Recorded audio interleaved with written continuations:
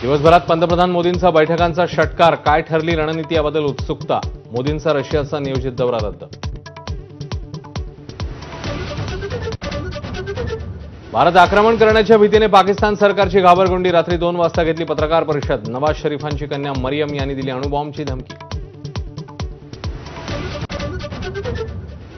एनआयचं पथक पुन्हा एकदा बेसरनमध्ये. प्रत्यक्षदर्शींच्या जबाबाच्या आधारे करणार 3D मॅपिंग. घटनेच्या वेळी उपस्थित 400 जणांच्या संपर्कात एनआयचं पथक.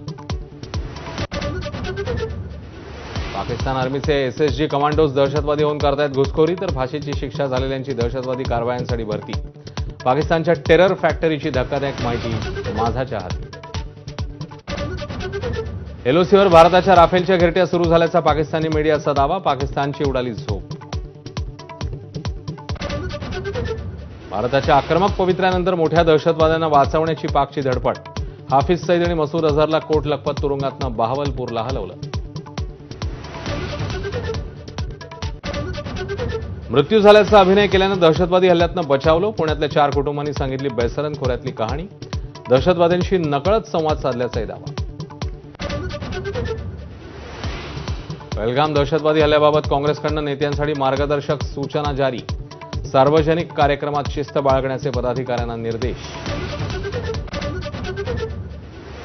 ठाण्यामध्ये आव्हाडांच्या संकल्पनेतनं साकारलेल्या प्रति तुळजाभवानी मंदिराचं उद्घाटन. शरद पवार, प्रतिभा पवारांच्या हस्ते प्राणप्रतिष्ठा. एकनाथ शिंदेंनीही घेतलं दर्शन.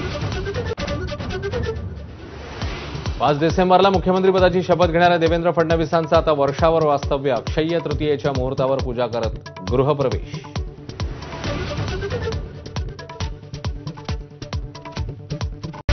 Headlines brought to you by Chitale बंधू.